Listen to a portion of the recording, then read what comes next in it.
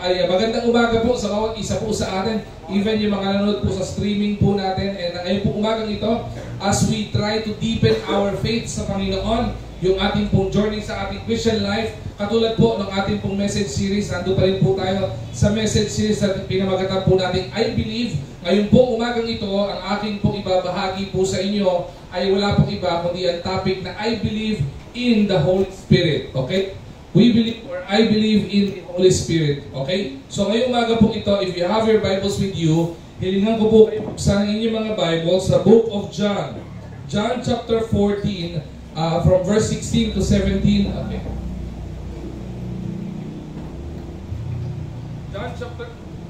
John chapter 14, verse 16 to 17. Tapos, markahan niyo po muna yan. Tapos, Acts chapter 1, verse 8. Okay? John chapter 14 verse 16 to 17, then Acts chapter 1 verse 8. Pwede po ba tayong tumayo bilang pagbibigay galang po sa pagbasa ng salita po ng Diyos? Alright? Gawin ko po dito sa John chapter 14 verse 16 to 17, babasahin ko po. At pagdating po sa Acts chapter 1 verse 8, pwede po ba at maaari po bang sabay-sabay po nating basahin? Amen? Alright, ito po sinabi. In John chapter 14 verse 16 to 17, please follow me with your eyes. Ito po ang sinabi. And I will ask the Father, sabi dito, and He will give you another advocate to help you and be with you forever. The Spirit of truth, the world cannot accept Him because it neither sees Him nor knows Him, but you know Him, for He lives with you and He will be with you. Acts chapter 1 verse 8 po. Sabay-sabay po nating banggitin. Ready? Begin. But you will receive power when the Holy Spirit comes on you, and you will be my witnesses in Jerusalem and all Judea and Samaria and to the ends of the earth. So madali po tayong manalangin. Panginoon aming dakilang Diyos, marami pong salamat sa kabutihan mo po sa amin at sa biyaya mo po sa amin, dakilang Ama. Sa kabila ng maulan ang panahon, kami pa rin po ay nagpapasalamat sapagkat pinagkalooban nyo kami ng malamig na panahon. At sa kabila ng malamig na panahon, katulad po ng pag-uusapan po namin patungkol sa banal na Espiritu, ay hinihiling po namin ang malayang pagkilos ng iyong presensya at ng iyong banal na Espiritu sa kalagitnaan po ng gawain mo, lalo tigit sa pag-aaral ng iyong banal na salita. Panginoon, samahan niyo po kami, pagliwanagin po ang isip po namin sa aming mga puso't isipan, makapag-focus po Panginoon kami, alisin niyo po lahat ng distraction sa isip po namin upang maintindihan namin ng malinaw ang kalooban mo sa amin at the same time yung mga aral na gusto niyo po Panginoon naming matutunan. Panginoon, sa pagkakataon pong ito, itago niyo po ako sa iyong likuran at gamitin niyo po Panginoon akong instrumento at mensahero na tagapaghayag lamang po ng iyong salita at kayo po ang maitaas sa likuran ng pulpitong ito at ang iyong salita po lamang ang maihayag ngayong umagang ito. Again, nagpapasalamat po kami Panginoon sa iyo at patuloy po namin hinihingi at nire-request Panginoon yung pagkilos at mainit na pagkilos sa Banal na Espiritu Panginoon sa araw na ito sa pangalan ni Jesus. Amen at amen. Alright, maaari na po tayo magsiyo po. Again, ang pag-uusapan po natin ay topic po ay I believe in the Holy Spirit. Yung mga nakalipas po na mga linggo, pinag-usapan po natin, we believe or I believe in God. We try to understand na katunayan na ang Panginoon po ay totoong nag-i-exist. At sumunod po, na pag-usapan din po natin, we also believe in Jesus Christ. Pinag-usapan po at ang ganda po ng pagkakalatag po ni Pastor BJ po nung preaching last Sunday regarding the work of Jesus Christ. At sa Triune God in Trinity, okay, meron pa pong isa po tayong pag-uusapan. God the Father, God the Son, who is Jesus Christ, at ngayon po wala pong iba kundi ang Holy Spirit. Liwanagin ko lamang po, God the Father, God the Son, and God the Holy Spirit is existing or inexistent even time memorial, even before the creation of the heavens and the earth. At may pagkakaiba po ba sila? Okay? May pagkakaiba-iba po sila. Yung totoo, isa lamang po sila. They are co-equal, co-eternal, and co-existing. Okay? Isa lamang po sila. But, okay, even though God is in three person, meron po silang kani-kaniyang ginagampanan na responsibilidad. Alright? God the Father, the responsibility of God the Father is to stay in the throne sa heaven. Jesus Christ, pinaliwanag po ni Pastor PJ, ang purpose niya is to come to earth, okay? At para po tayo ay tubusin sa ating mga pagkakasala, i-redeem tayo sa pagkakasala po natin upang tayo ay hindi papahamak kung hindi magkaroon ng buhay na walang hanggan. Amen? Purihin po ang Panginoon. But when Jesus Christ, okay, ascended to heaven, okay, after 3 days, so siya ay pinako sa krus, namatay siya physically, okay, ay nabuhay siyang mamuli, at ilang araw po pagkalipas po nito, He ascended to heaven, okay? Pero ang sabi po natin, naniniwala po ba tayo that God is everywhere? Amen. Naniniwala po kayo doon? Amen. Naniniwala po tayo na kahit na andito po tayo sa church, andito ang Panginoon. Amen. Kahit nasa bahay po tayo, nandun ang Panginoon. Amen. Kahit nasa trabaho, nandun ang Panginoon. Amen. Kahit nasa eskwelahan, nandun ang Panginoon. Amen. Kahit nasa CR, nandun ang Panginoon.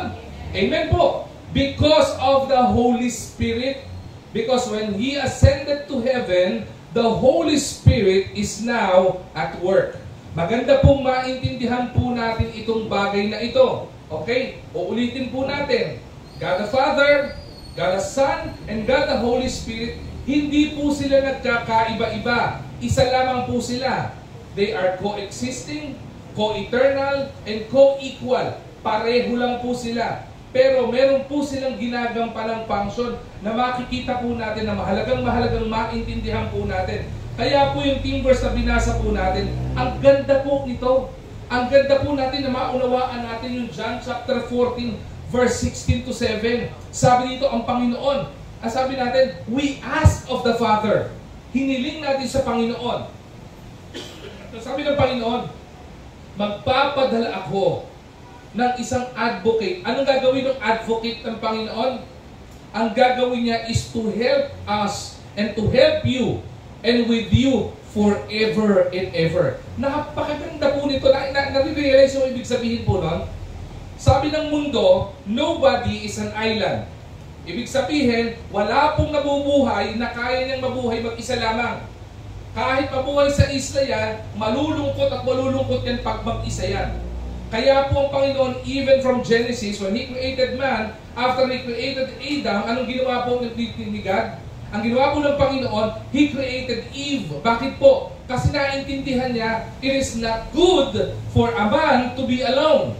Hindi po maganda kapag ang isang tao nag-iisa lamang po. Kaya hinanapan ng Panginoon si Adam ng katuwang sa buhay.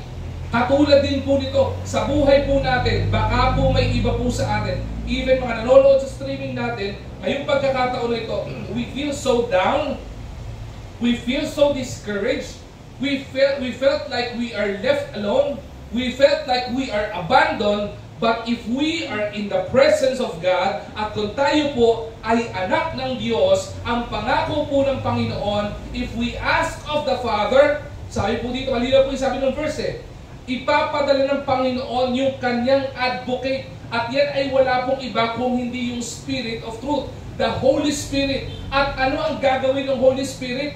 Siya ay magiging katuwang, katulong po natin, kasangga po natin. At ang pangako dito, hindi lamang po ito sa isang pagkakataon. Dahil ang pangako dito, it would be with you forever. Okay? Bago ko po i-discuss po sa inyo yung lesson na pag-uusapan po natin, mayroon pong ilang major task ng Holy Spirit. Ang unang task ng Holy Spirit na mahalaga, pakinggan niyo po ito kasi wala po ito dyan. Okay? The first task of the Holy Spirit o trabaho ng Holy Spirit ay tinatawag po nating sealing. Ano pong sealing? Yung iba sa inyo, pag sabi ko ng sealing, tumingala kayo. Hindi po, huwag niyo na pong pansinin yan. Okay, nalaglag po yan. Praise the Lord. Bakit po? Aalis na tayo. Next Sunday, wala na tayo dito. Amen? Amen. Talaga. And the Lord is with us. Praise the Lord. Bakit? Isipin nyo nangyari yan, paalis na tayo, hindi tayo naghahanap ng paagpahan. Totoo, the Lord is with us and the Holy Spirit is with us to help us and to guide us. Praise the Lord. Alright? Biyaya ng Panginoon. Talagang ang mga anak ng Panginoon, talagang hindi po niya pinababayaan. Bakit po? Nung nalaglag yan, wala si Brother Erwin dyan. At lalo tigit wala si Jello.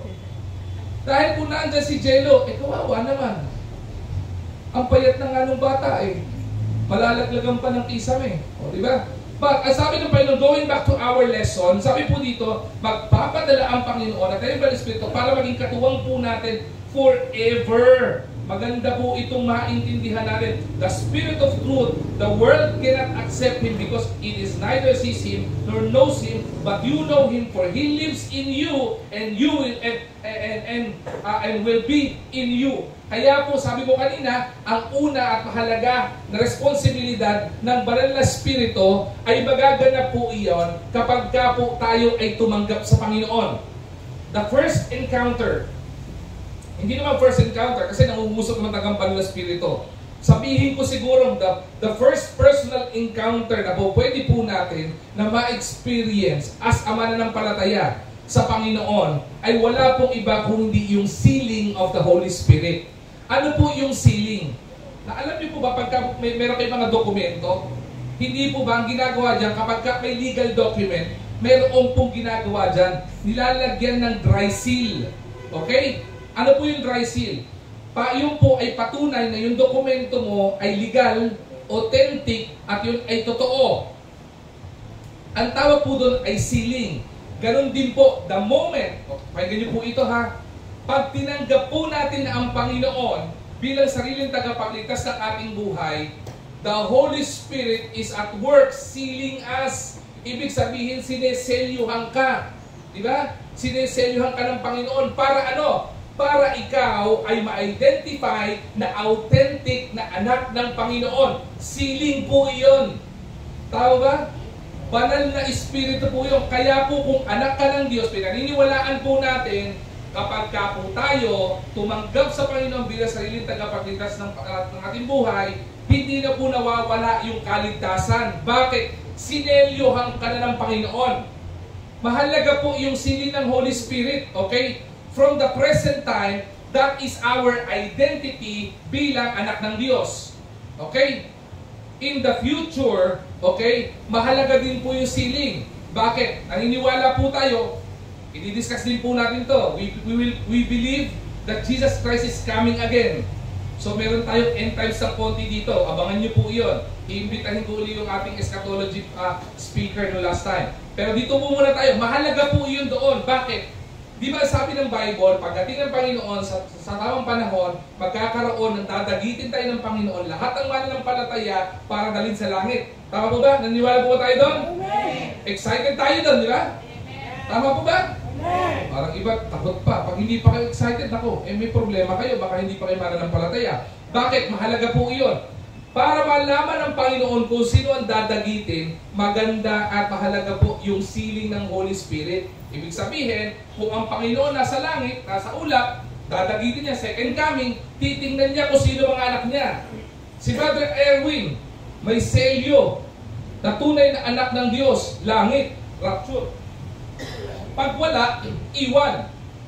So, mahalaga yung sealing, okay? Kaya mahalaga po yung anak ng Diyos.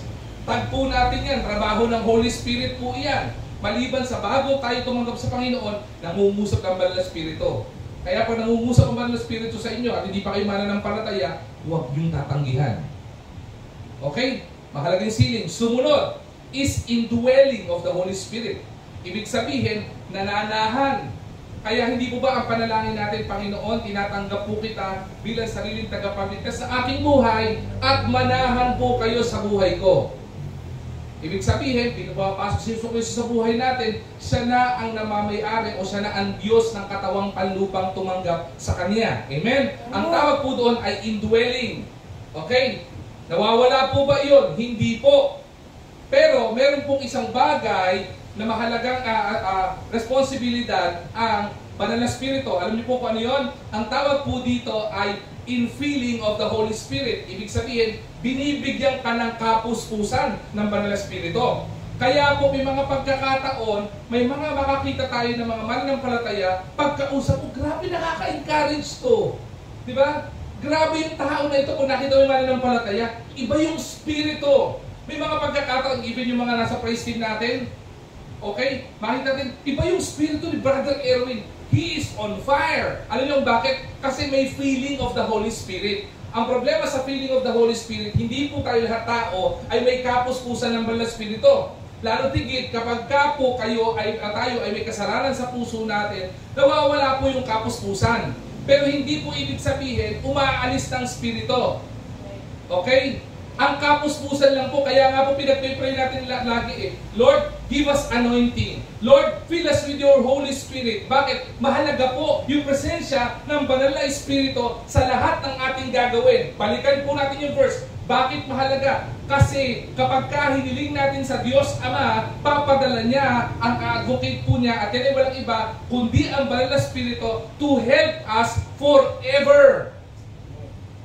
Kaya po meron po sa ating mga iba, kinoconvict tayo. Ang kumukonvict sa atin o na bumubulong sa atin ng tama at mali ay wala pong iba kundi Banal na Espiritu. Amen? Amen. Mahalaga po yung mga bagay po na yon. So malinaw naman po sana. Ano po?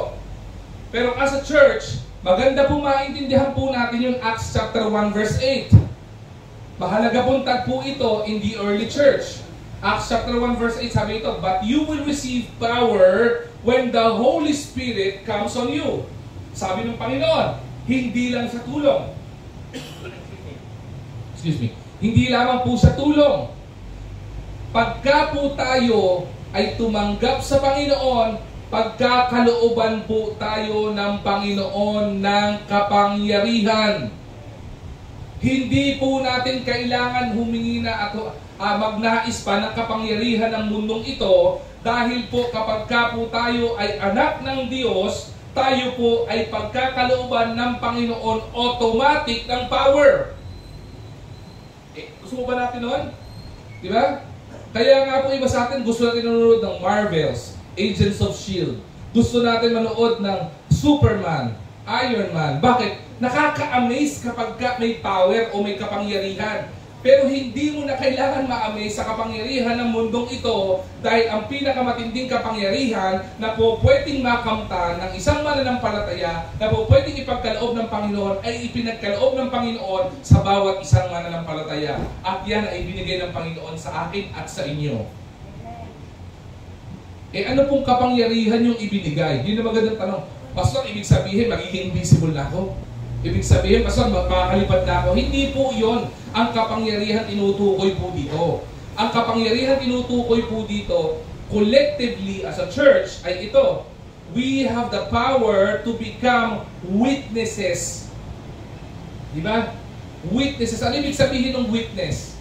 Kapag ka po ikaw ay witness, ibig sabihin, ikaw ay naka-experience, ikaw ay nakakita. Kaya nga po kung may krimen na nangyari, anong unang hinahanap para mapatunayan kung yung krimen ay nangyari? Kailangan ng witness.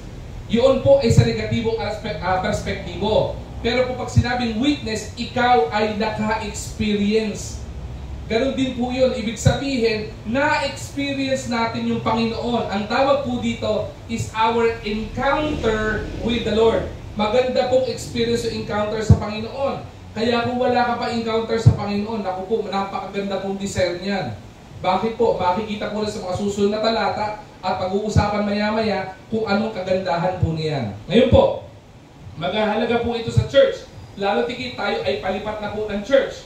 Sabi ng Panginoon, IBC Manila, the Lord gave us the Holy Spirit. Naniniwala po ba kayo doon? Amen. And we are witnesses as Christians. Tayo ay naka-experience sa kabutihan ng Panginoon. Amen? Amen. Tayo ay naka-experience sa kaligtasan ng Panginoon. Amen? Amen. At dahil po diyan, tayo po ay mga tinaguriang powerful witnesses of God.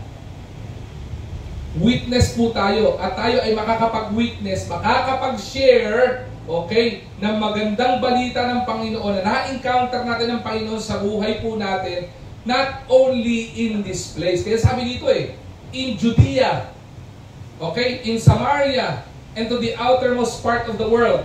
The inner Israel is called Judea. The outer would be Samaria. And to the outermost part of the world, siguro hindi ko na kailangan ipaliwanag pa. Maliwanag naman po na yun, hindi po ba? Sabi ng Panginoon, anak, yung kapangyarihan kong ibinigay sa inyo as the church, hindi ko lamang kayo gagamitin at magiging ilaw sa lugar kung saan kayo itinalaga ng Panginoon. Kahit sa mga lugar na hindi kayo naroroon, magkakaroon ng impact ang buhay ninyo. At possible na magkaroon ng impact ang buhay nyo sa mga tao sa iba't ibang dako ng daigdig. Ang tawag po dun, kapangyarihan po iyon. Bakit po? Iba nga po sa atin takot mag-share ng gospel, hindi po ba? Iba po sa atin, takot magbahagi ng salita ng Diyos, hindi po ba? Pero bakit may iba, hindi naman nag-Bible school, wala namang kaalaman masyado sa Biblia, di ba? Hindi naman nakapag-aral, hindi pa minsan nakapag-aral yung iba. Pero bakit sila ay nakakapagdala ng kaluluwa sa Panginoon? Alam niyo po kung bakit? It is not about the intellect, it is always about the power of the Holy Spirit that was in us, kaya po natin nagagawa po iyon. Kaya po pag nagkakapit, tinapay, nag-street sharing po tayo ng gospel, di ba? Nakakatuwa po yung mga kaganapan na iyon. Bakit? Ako, I'm really blessed and honored and humbled pag nakikita ko po, lalo tigit, hindi lamang po kami, kasi kami po nila Pastor BJ, talaga pong nasa buhay na po namin iyan eh. Kailangan po talaga sa amin yan. Pero kapag nakikita ko yung mga young people natin, nakikita ko yung mga elders natin, kumukuha ng mikropono, nag-share ng gospel, di ba? Kahit nakukuunti ang training, pero nagagawa po nila yun. Alam niyo, nakakatuwa po doon. Alam po natin because the Holy Spirit and the power of the Holy Spirit is at work in their lives. At sila ay ginagamit ng Banal na Espiritu para yung Banal na Espiritu mangusap din sa buhay ng iba. Kaya po mahalaga po ito. Acts chapter 1 verse 8. Now, mayroon pa po iba mga proof po dito na makikita po natin that the Holy Spirit really exists. Romans 8:26-27, ang Holy Spirit po, it becomes our intercessor. May nag-i-intercede po sa atin. Sumunod po, meron pong 1 Corinthians chapter 12, verse 4-7. Ito pong verse po nito ay nagsasabi na ang Banal na Espiritu is continuously equipping and empowering yung mga anak po niya. Meron pa pong John chapter 16, verse 13. Ito naman po ay patungkol sa guidance ng Banal na Espiritu. Ito po are collective passages in the Scriptures proving that the Holy Spirit really exists. Kaya po wag po natin dina-downplay at wag po natin binabaliwala ang pagkilos ng Banal na Espiritu. Kaya po pag nananalangin tayo every opening ng service, hindi po yun scripted that we are asking for your Holy Spirit to be upon us. Hindi po yung part ng script ng pagpipray. Talaga pong dinidesire po natin at dapat po dinidesire ng bawat isa po sa atin, not only as collectively and corporately as a church, but as an individual, because the Holy Spirit will be our help forever if we pray for the Father na invoke natin yung pangusap ng Holy Spirit sa buhay po natin. Bakit po? Diyan po natin makikita yung mga susunod na pag-uusapan po natin.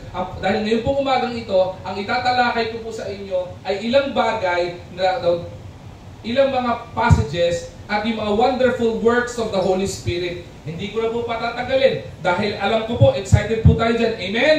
Okay, simulan ko na po. Una pong mahalaga na ginagawa, one of the wonderful work of the Holy Spirit sa buhay po natin, napatunayan natin, totoo na ang Banal na Espiritu really exists.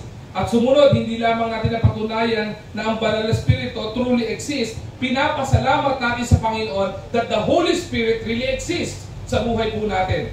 At nire-recognize natin ngayong umagang ito na kailangan po natin everyday in our lives na kailangan po natin ng Banal na Espiritu.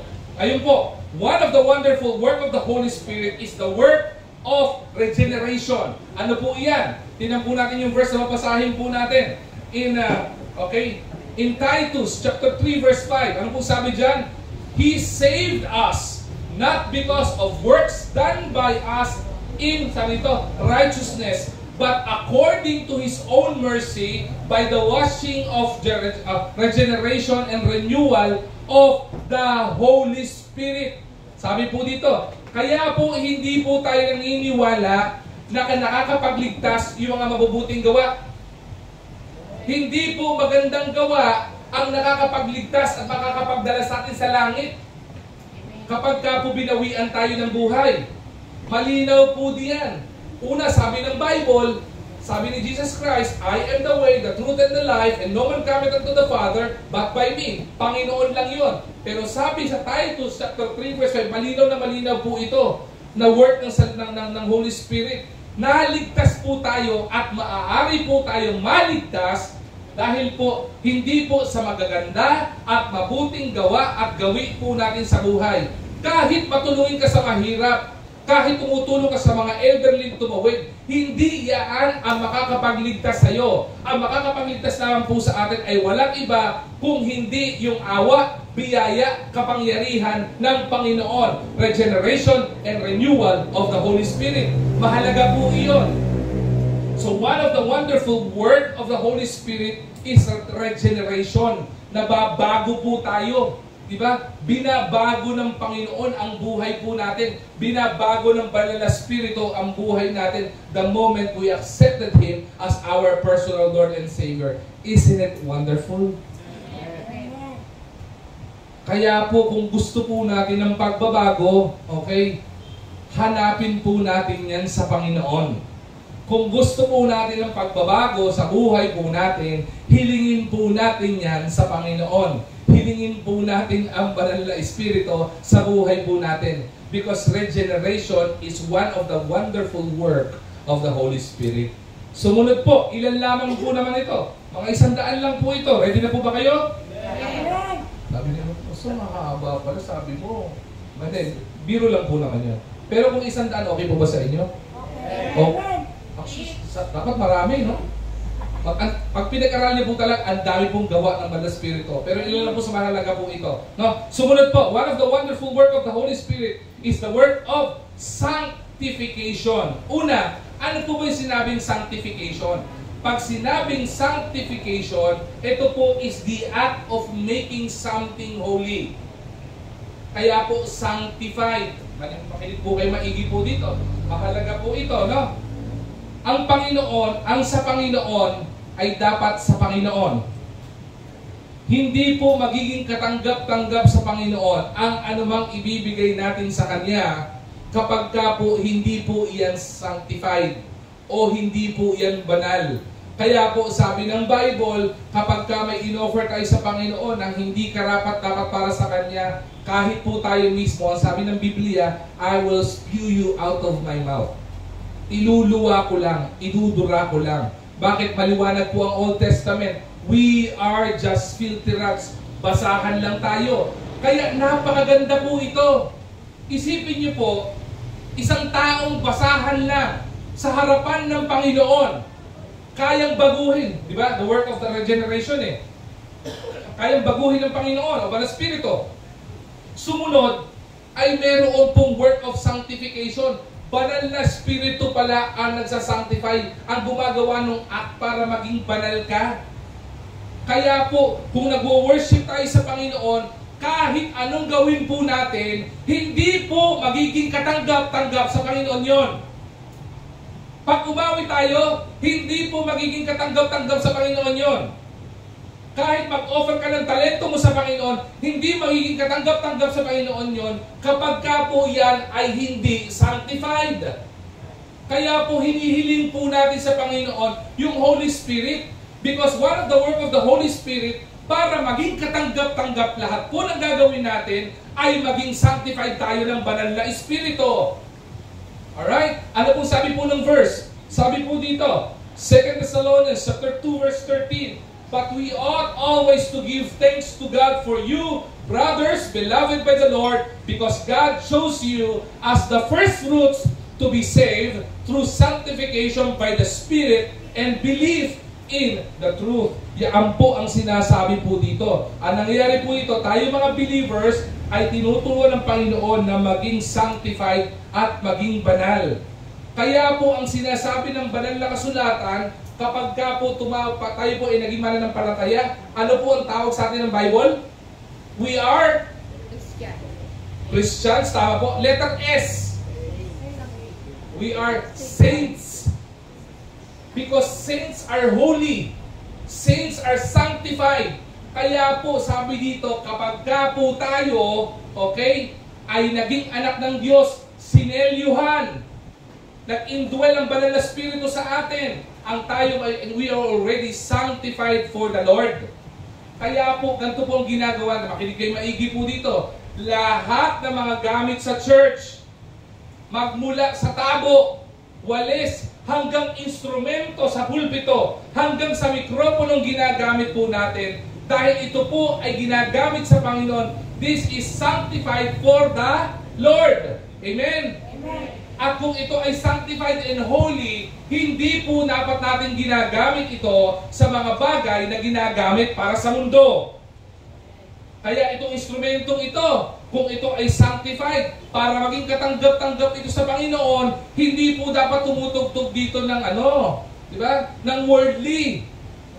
Kasi para sa mundo yun eh. Dahil pagka itong sanctified na bagay, ginamit mo para sa mundo, ang tawag po diyan ay sacrilege. Ibig sabihin, total disrespect sa authority ng Panginoon. At malaking kasalanan po iyon. Kaya po mahalaga po ito. Praise team, ministry heads, core team, members of our church of IBC Manila, mahalaga po ang kapuspusan ng Banal na Espiritu. At kung gusto po natin ng help, pagpapala ng Panginoon, patuloy at patuloy na umaapaw, mahalaga po yung pagkilos ng Banal na Espiritu sa buhay po natin. Maganda pong sinasanctify po natin.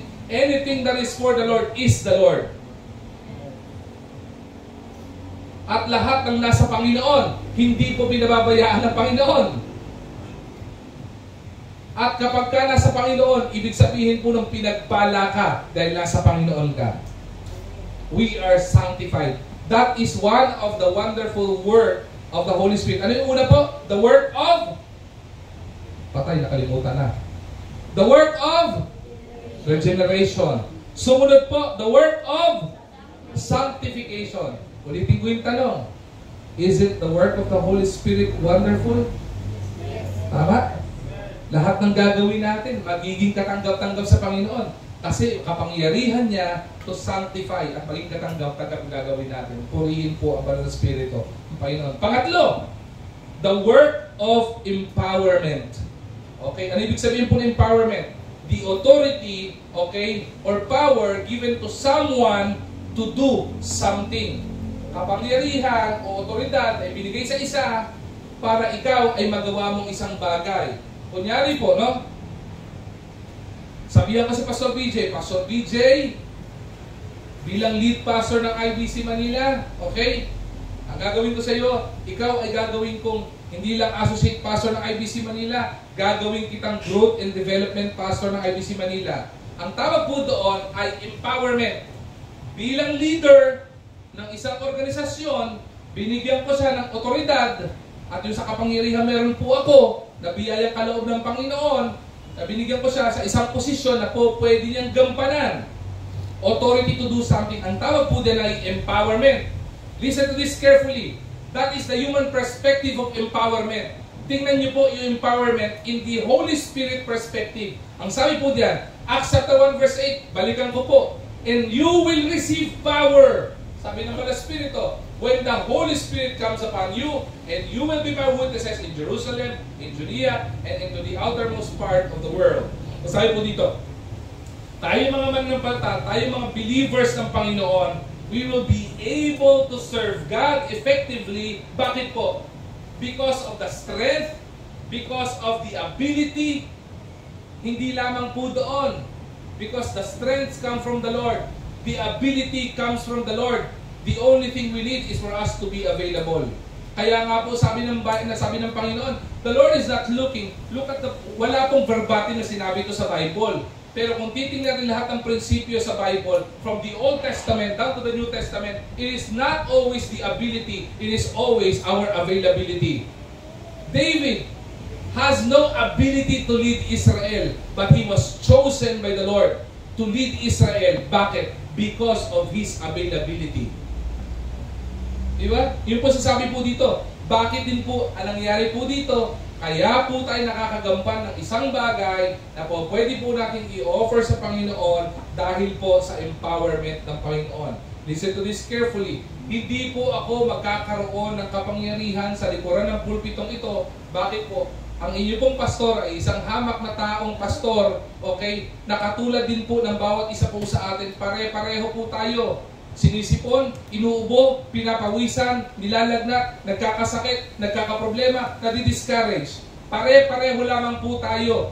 Dahil pare-pareho lang po tayong nilalang ng Panginoon. Pero dahil po sa biyaya po at tanging biyaya lamang po ng Panginoon, kaya po ang inyong pastor nakakatayo sa likuran ng pulpitong ito. Bakit po? Because of the empowerment of the Holy Spirit. Yung totoo po, isa po sa aking sabihin ko na parang si Apostle Paul, thorn in the flesh. Okay, sa hindi po nakakaalam, 2-3 years back, na-stroke po ako. Apektado po sa akin ay speech ko, pananalita. Because the left side of my brain was affected. Pero habang nagsasalita po ako, at tanong ko po sa inyo, nahahalata niyo po ba na nabubulol ako? Minsan, opo. Hindi po ba? Pero bakit ako nakakapagsalita? Dahil ba sa gamot? Hindi lamang po yun. Naniniwala po ako, nakakapaghayag ako ng salita ng Diyos dahil po sa kapangyarihan o sa empowerment ng Banal na Espiritu. Sabi po ng Bible, with God, nothing is impossible. Ibig sabihin, lahat po pwede po natin magawa sa mundong ito kapag kakapiling po natin ng Panginoon. Amen? Amen. Ang tanong, kaya po ba't hindi nagagawa yung mga bagay na pinapagawa ng Panginoon? Kasi baka wala po sa atin yung Banal na Espiritu. Because if the Holy Spirit is with you, He will not be your help alone, but He will empower you to do something that you can do, you can imagine. Amen. Kaya po marami pong pagkakataon, even you look at the leaders of the church, may mga ibang nagme-mentor, nagtuturo na sinasabi, sumali ka sa ganito. Pastor, pahina po ako, hindi ko po kaya yung ganyan. Nasabihin sa iyo, hindi, kaya mo yan. Alam niyo po kung bakit? Kaya ini-encourage sa mga leaders of the church, yung mga members of the church, kahit na sila ay tingin nila, wala silang kakayanan o wala silang abilidad. Kasi hindi sa larangan ng gawain ng Panginoon, hindi pinag-uusapan ang kakayanan at abilidad ng isang tao. Ang pinag-uusapan ay yung availability mo dahil at the end of the day, kapag ka hiniling mo ang panguso ng Banal Espiritu at nag-work sa iyo, i-empower ka niya, bibigyan ka niya ng authority to do something that you can never imagine. Amen. Amen? Amen. Isipin niyo po yun. Encourage po natin ang bawat isa habang malamig ang panahon. Ito lang ang malamig ng panahon na pinagpapawisan ako. Hindi ko alam. Okay. Isipin niyo po ito. IBC Manila. Tingnan niyo po ang katabi niyo. Pakitingnan po. Sino po sa katabi niyo ang mukhang mayaman? Si Axel. Vlogger to eh. Sana all. Okay. Tingnan niyo ang katabi niyo. Diba? Sino dito ang ngayong araw na ito makakapaglabas kayo ng 120,000 sa wallet nyo o sa bangko nyo? Tingnan nyo nga. Pastor, ikaw mukha. Mukha lang, pero wala ako nun. Diba? Yung iba gusto kong lapitan dito. Si Ate Ana. Yan yung mga tipong, yung may mga earrings na ganyan. Yung mga tipong mukhang may mga 120,000. Okay? Sabi ni Ana, bakit ba ako nakapagsuot-suot ng hikaw na ganito? Diba? Yan yung mga ganyan, yung mga tipong may 120,000. Tsaka yung si Ate Karen, yung kapag katingnan mo, kumikinang yung leeg. Pastor, look, bakit ang tumiting ka sa mga... Yan kasi yung mga tipong may kakayanan. Si Brother Erwin, pag tumingin ka, yung mga ganyan, yung mga katayuan, yung mga tipong may 120,000. Okay, tama? Ako meron din po ko 120 pesos, pero puro barya pa. Okay, piso-piso. Isipin niyo po empowerment ng Panginoon. IBC Manila. Ito yung empowerment ng Panginoon. Hindi po natin makukuha yung lugar na lilipatan po natin kung wala po ang empowerment ng Panginoon. Amen? Amen. Hindi po natin kaya yun eh. But because of the Holy Spirit and the empowerment of the Holy Spirit is at work. Alam niyo po kung bakit? Bigyan ko po kayo ng mga bagay-bagay, maintindihan nyo that the Holy Spirit is at work and will be our help and the Lord is empowering us. Dahil, una, nung naghahanap tayo ng pwesto, pag tinatawag natin yung mga workers, ang sagot nila, Pastor, wala po kayo mahanap. Tama na ba? Wala kayo mahanap. Ibang asal, sasabihin ko, naghahanap pa talaga kayo. Wala po talaga. Sabi namin, sige, maghanap tayo. Nakahanap tayo. Binigyan tayo ng laking presyo, 60,000 per month. Sabi ko kay Ate Joyce, hindi kaya yan. May hirapan. With the current status, hindi ako negatibo sa pagkilos ng Panginoon, pero with the current status of the finances of IBC Manila, hindi din kaya yan. Hindi ko alam, nakikipag-usap pala si Ate Joyce, binaba ng 40,000. Bakit? Ay si Ate Joyce, hindi. Because the power of the Holy Spirit is at work. Alam ng Panginoon kung anong kakayanan natin. Anong ginawa niya? Siya mismo ang nangusap doon sa may-ari para ibaba ng wagas na wagas. Tama mo ba? The power of the Holy Spirit. Nung nagbabayad na po tayo, wala po tayong po pwedeng makapag-secure na magbabayad ka 1 buwan lang. Pinayagan po tayo. Tama po ba? Ano po yun? Dahil po ba sa galing natin makipag-transact? Hindi po. Pangungusap po in empowerment of the Holy Spirit for us to transact on the transaction. Amen? Amen. Sumunod po. Binabawi. Gusto na 60,000. Buti na lang, the Holy Spirit is at work in empowering us. Bakit? Kinapture screen ni Ate Joyce yung message. Ito po o patunay. Di po ba number niyo to? Ay oo nga, yari ako sa tatay ko nito. Tama? That's the exactor of the owner. Pero sige, ibibigay ko sa inyo. Total church naman yan. Amen. Bakit po? Empowerment of the Holy Spirit. Church, IBC Manila. Walang anumang bagay sa mundong ito na hindi natin kayang gawin. Lalo tigit kapag ka may empowerment ng Holy Spirit. That is one of the wonderful work of the Holy Spirit. Let me ask you again. Isn't the work of the Holy Spirit wonderful? Amen. Ano po yung una? The work of regeneration. Sumunod, the work of sanctification. Sumunod po, the work of empowerment. Sumunod po, ito maganda. Sumunod, the work of guidance and teaching. Okay? John chapter 14 verse 26. But the helper. Sino yung helper? Sabi ito, the Holy Spirit, whom the Father will send in my name. Ano kung gagawin niya? He will teach you all things and bring you or bring to your remembrance all that I have said to you. Ang sabi po dito, Panginoon nagtuturo, banal na Espiritu. At hindi lamang po nagtuturo, gumagabay ang banal na Espiritu. Kaya po sabi ko po sa inyo kanina, marami pong pagkakataon, marami po sa atin, may mga bagay na pakiwari po natin sa sarili natin, may bumubulong sa atin kung anong dapat natin gawin. Okay? Gawin mo to, huwag mong gawin yan. Okay? Bakit po may pakiwari tayong ganon? Lalo tigit kung tayo ay mananampalataya. Kasi po, banal na Espiritu is at work, or the Holy Spirit is at work in your life. So kapag ka po tayo ay hindi discerning sa pangungusap ng banal na Espiritu, tayo po ay napapahamak. Banal na Espiritu nagtuturo. Sabi po ng Bible, kaya nga po mayroong mga Bible study. Kaya po mayroong mga small groups. Kaya po sa gawain ng Panginoon, hindi po natin tinatanggal ang pag-aaral ng salita ng Diyos. Because that is part of the teaching of the Holy Spirit. Even the lesson, even the message series na pinag-uusapan po natin, hindi po namin pinag-uusapan ng pastoral staff yan kasi in demand. Pinapanalangin po namin kung ano po ang message series o ang topic na dapat natin i-preach. Dahil kung ano po yung gusto niyang matutunan natin, yun dapat ang natututunan natin. Because the Holy Spirit teaches us. At ang sabi ito, He will brought it into our remembrance. Ipapaalaala sa atin. Bakit? Gabay po iyan sa atin. Kaya po mga kapatid, mahalaga po ang pagkilos ng Banal na Espiritu. Ang Banal na Espiritu nagtuturo ng dapat at hindi dapat gawin. Ang Banal na Espiritu magtuturo kung saan tayo dapat at lugar ay pagpapalain ng Panginoon at hindi pagpapalain ng Panginoon.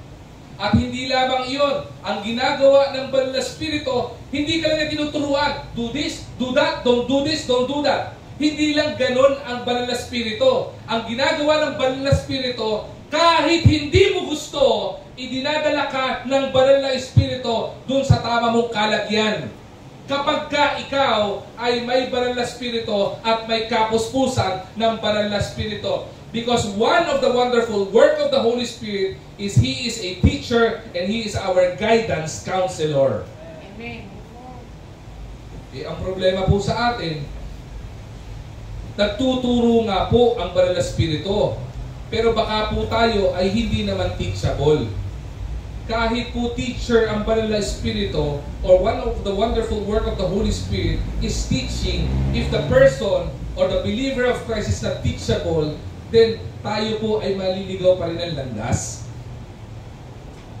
Kapag ka po ginagabayan po tayo sa tamang kalalagyan natin ng banal na Espiritu, pero tayo naman ay talaga naman tanggi ng tanggi, iwas ng iwas, ano nga sa'yo? Kaya po maraming pananampalataya, pagod. Ang dahil mga mananampalataya, hilahod. Alam niyo po kung bakit? Kasi po, ginagabayan ka na ng Panginoon o banal na Espiritu sa dapat na landas mong pupuntahan, lumalayo ka ng lumalayo. Subukan niyo pong gawin ito. Sa gym, sino mo nag-gym dito? Ako, pastor, nag-gym po ako eh. Gym bulag. Eh, iba yun. Iba doon, iba nga, ngayon linggo bulag, gym bulag ginagawa. Sa gym, meron pong isang exercise para ma-strengthen yung body natin. Meron pong tawag doon, malaking rubber band. Okay? Nakatali po iyon sa wall. Papasok ka, tapos lalayo ka. The more nadagdagan mo yung rubber band, tumitindi yung tension. Di ba? Habang lalayo ka, bibigat at masasakit lalo katawan mo. Pero i-strengthen ka. Pero at the end of the day, pagkatapos ng training mong yon, pagod ka. Alam niyo kung bakit? Kahit na ganun lang gagawin nyo. Alam niyo po kung bakit? Kasi po, nakatali ka doon sa dapat niyo pinagkakatalian. Huwag mo sabihin training mo yan. Kasi marami sa atin, hindi mo dapat training yan, pero nilalagay mo sarili mo dyan. Tama? Subukan nyo, sino may goma po dito? Meron pa dyan? May sama pa tayo ng goma dyan? Wala? Subukan nyo, mamaya ha? Subukan nyo po mamaya. Maglagay kayo ng goma sa braso nyo. Tapos hatakin nyo. Hatakin nyo na malayo. Okay? Hihiwalay ba yan? Hindi. Bitawan mo. Anong marinig nyo? Pagkatapos nung lagitik ng goma, sabihin nyo, aray! Diba? Sabihin nyo masakit. Tama? Kaya po maraming mga mananampalataya sasaktan. Bakit? Kasi ginagawa ka, anak mo ka dyan. Dito ka. Ang problema, tayo, doon lang tayo natin sa gusto natin, sa comfort zone natin. Hindi po ba? Ililid ka ng Panginoon, anak, umalis ka dyan, masasaktan ka dyan, pero ayaw mo umalis dyan, kaya anong ginagawa mo? Nasasaktan ka, napapagod ka lang. Kaya marami mga mananampalataya struggling, marami mga mananampalataya nasasaktan, marami mga mananampalataya, di ba, pagod na pagod. Alam niyo kung bakit? Disobedient sa Panginoon. Because if the Holy Spirit is teaching us and guiding us, hindi naman siguro tayo tuturuan ng mali ng Banal na Espiritu. At lalo tigit, hindi naman siguro tayo ililid ng Banal na Espiritu sa mali. Hindi po ba? Kung gusto mong hindi pagod sa gawain, gusto mong hindi ka stress sa gawain na masama sa iyo at magpaparay pa ng pilekis ng mukha mo, ang gawin mo, sumunod ka sa mga turo ng Banal na Espiritu. Magpagabay ka sa Panginoon. Kaya po ang dami mga mananampalataya, tingnan nyo ang kikinis ng mukha. Tingnan nyo katabi nyo. Bakit po ito medyo ibang kinis ng mukha? Parang nagbigibelo. Baka yan ay sumusunod yan sa Panginoon. Diba? Sumunod po. Ano yung una? The work of regeneration, the work of sanctification, the work of empowerment, the work of guidance and teaching. Let me ask you again, isn't the work of the Holy Spirit wonderful? Amen. Last two. Last three pala. Okay. Next slide yung iba. Last three.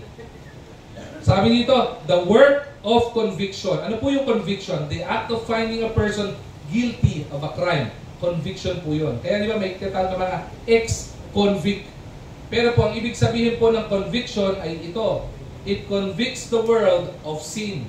Ibig sabihin, pinapa-identify ng Banal na Espiritu sa atin na iyan kasalanan yan.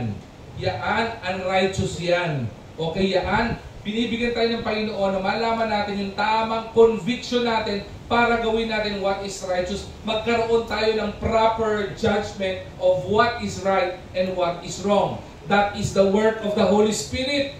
Kaya po, babalik natin yung verse kanina, He is not only teaching, He is guiding. He would put it in our remembrance. Pinapaalala lagi, ginagabayan lagi, para hindi tayo magkamali at magkasala.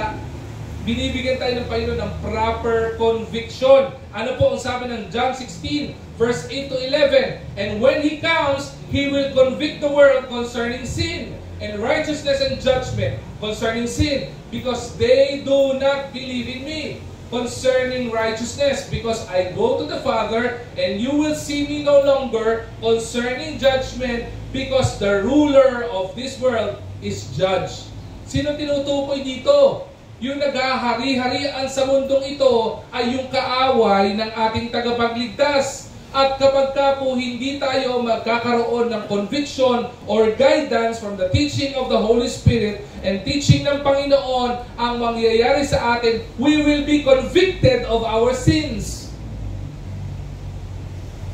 Ano po ang conviction?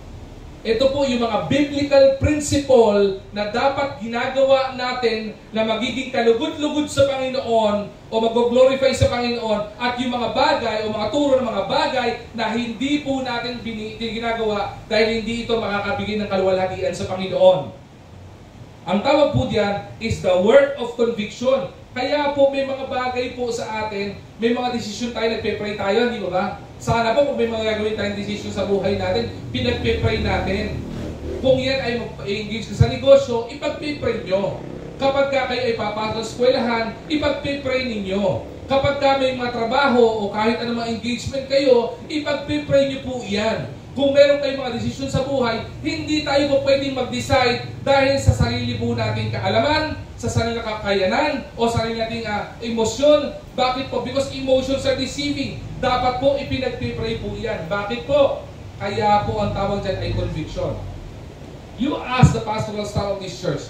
Ask Pastor BJ. Ask Kuya Nasyo. Ask Brother Erwin. Ask Kuya Josh. Pag meron silang tinatanong po sa akin, Pastor, ano pong gagawin po namin sa desisyon pong ito? Ang tanong ko sa kanila palagi, ano? Pastor BJ, ano laging tanong ko sa inyo? Ano? Ano ang sinasabi ng salita ng Diyos? Kasi po, kapag ka po banal na spirito ang nangusap, siguradong hindi magkakamali. Pagka tayo po ay nagdesisyon base sa kaalaman natin, ay patay tayo dyan. Pag nagdesisyon po tayo sa kagustuhan po natin, patay po tayo diyan. Tayo po ay mga tao lamang na nagkakamali din eh. Pero ang Panginoon po ay hindi. Kaya po mayroong conviction. Conviction is different from preference. Preference, yung kagustuhan mo. Yung gusto mo lang, pero wala sa Bible. Ang conviction, ito yung mga tinuturo ng Bible, tinuturo ng Panginoon, tinuturo ng Banal na Espiritu para sa ikabubuti mo at ng mga kasama mo. Conviction ng tawag doon. That is one of the work of the Holy Spirit. Kaya nangungusap sa ating Banal na Espiritu, at kapag kami kapusan po tayo ng Banal na Espiritu, lahat ng ginagawa po natin, gusto man ng iba o hindi, ay ipaglalaban mo. Bakit? Alam mo may conviction kasi sabi ng Panginoon sa iyo yan eh. Alright? Sunod po. Ganda po nun, ano? Hindi ka magkakamali kasi kinukonvict ka ng Panginoon. Binibigyan ka ng gabay ng Panginoon. Let me ask the question again. Is it the work of the Holy Spirit wonderful? Amen. Last two na to. Ito, promise. Last two na to. Sumunod. Gusto ng iba dito, ito. Sino po dito may problema? Taas nga po kamay. Huwag kayo mahiya. Ako din po may problema eh. Diba? Sino po dito, may sandaling ito, discourage kayo? Taas nga po kamay. Yung bang nag-down kayo, discourage kayo sa problema nyo, nalulungkot kayo, di ba? Itong mga panahon na ito, yung malamig ang panahon, kahit hindi nakakalungkot, nakakalungkot. Di ba kaya nasabi nila pagkaganda ng weather, ang tawag sa weather na ito, gloomy weather. Di ba? Nagbabago yung mood mo, para kang mantika, natutulog, pumuputi, kailangan pakuluan para ikaw ay mag-init. Tama? Sino po dito medyo may konting discouragement o discourage kayo? Taas po kamay. Huwag po kayo mahiya. Ako din nakatas ang kamay ko eh. Diba? Alright. Pakinggan niyo po ito. One of the wonderful work of the Holy Spirit is the work of encouragement. Tingnan niyo po ito, no? John chapter 14. Ano yung verse natin kanina? John 14 verse 16 to 7. Hindi ko na babasahin. Hindi po ba nakaka-encourage na kapag ikaw ay discouraged ka at lumapit ka sa Panginoon, magpapadala ang Panginoon ng katulong at katuwang mo. Hindi ba malaking encouragement yun? Yung totoo, malaking encouragement yung ganito eh. So, nasubukan niyo ba ito? Kapatid, discourage ako eh. Sabihin sa'yo, huwag ka mag-alay, pag-pray ka namin. Nakaka-encourage po yan. Tama ba? Ano pong mas nakaka-encourage? Yung po may problema ka, pinag-pray ka, that's encouraging. Pero kapag ka nagsabi ka, kapatid, may problema ako eh. Sandali lang. Huwag kang aalis. Diyan ka lang. Saan ka nandun? Naandito ako sa SM Mega Mall. Buti ka pa. Nasa SM Mega Mall ako. Nasa coffee shop ako. Nagkakape ako kasi discourage ako. Huwag kang aalis dyan. Pupunta ako dyan at ipapanalangin kitang personal. Ano mas nakaka-encourage? Yung una o yung pangalawa? Sabi nung isa, yung una po, bakit? Siya po kasi yung source ng discouragement ko eh. Hindi, maganda. Mas nakaka-encourage yung pangalawa. Tama po ba? Amen. Yun po yung sinabi ng John chapter 14 verse 16 to 17. Diba? Ang sabi dito, hindi ka lang ginabayan, pinatnubayan. Nagpadala ang Panginoon na magiging katuwang mo. Hindi ba malaking encouragement yon? So kung feeling po natin, iniwanan tayo, if we felt neglected, if we felt like hindi tayo pinapansin, o na feeling natin wala tayong ganong katinding value sa mundong ginagalawan po natin, tandaan po natin, huwag kang ma-discourage because one of the work of the Holy Spirit is to encourage you. If you are in pain, the work of the Holy Spirit is to encourage you. The work of the Holy Spirit is to wipe your tears. Kapag ka po ikaw ay in pain, the work of the Holy Spirit, part of the encouragement, is to comfort you. Hindi mo ba't napakaganda po noon na kahit may problema ka, kahit nalulungkot ka, tumatangis ka, o ikaw ay may bigatin sa buhay mo, tuloy-tuloy ka pa rin kasi alam mo, may encouragement sa buhay mo at yan ay walang iba kundi man Espiritu. Kaya wag po natin tinatanggal yung pananalangin sa Panginoon. Wag po natin tinatanggal yung magpapatibay ng pananampalataya. Wag po natin tinatanggal yung ating mga ginagawa pagpapatibay po ng pananampalataya po natin. Because one of the wonderful work of the Holy Spirit is the work of encouragement. Isn't the work of the Holy Spirit wonderful? Amen. Panghuli po. At ang pinakamaganda ay ito, the work of intercession. Ano pong ibig sabihin ng intercession? Ang ibig sabihin po nito ay nagmi-mediate. Ibig sabihin po dito, namamagitan. Ibig sabihin, nag-i-intervene in behalf of. Nagre-represent. Okay? Ano po ang sabi ng Romans chapter 8 verse 26 to verse 27? Sabi diyan, likewise, the Spirit helps. Paulit-ulit ano? Sa lahat ng mga aspeto ng buhay natin, ang major work ng Holy Spirit is tumulong sa atin. The Spirit helps us in our weaknesses. Okay? For we do not know what to pray for as we ought, but the Spirit Himself intercedes. Alam niyo mo ba yun? Hindi natin alam kahit ipag-pray natin, pero namamagitan ng banal na Espiritu. Ang sabi po dito, for us with groanings too deep for words, and He who searches hearts knows what is the mind of the Spirit, because the Spirit intercedes for the saints. Tayo yun. According to the will of God. Ang ganda po nito. Makinig po kayo maigi, ha? Okay? Ang sabi, kaya po hindi po tayo naniniwala na kapag ka mananalangin ka sa Panginoon, okay, ay kung kani-kanino ka lumalapit. Diba? Kung kani-kanino kang Unsyo Pilatong gumalapit, hindi po ako naninira ng ibang relihiyon. Okay? At hindi ko po ugaling manira ng ibang relihiyon. Pero hindi po natin pininiwalaan na kapag ka ikaw ay lalapit sa Panginoon, may dadaan ka pa kung kani-kanino. Hindi mo kailangan dumaan sa nanay niya para manalangin sa Panginoon. Okay? Di ba? Bakit? Pag dumaan ka sa nanay, ano ala natin sa panalangin? May red tape? Ang Pilipinas nga nagtayo ng departamento, ang tawag ARTAY. Anti-red tape. Di ba? Bakit na gano'n? Kasi pag may dinadaanan, baka magkamali pa. Alam niyo may game na ano? Yung binubulong, tapos may nakapila mga tao, sasabihin sa'yo, ito Pagdating doon sa kabilang dulo, iba na eh. Di ba? Una, yung kahit actions nga eh, sabihin mo, pagdating doon sa kabilang dulo, bilog na eh.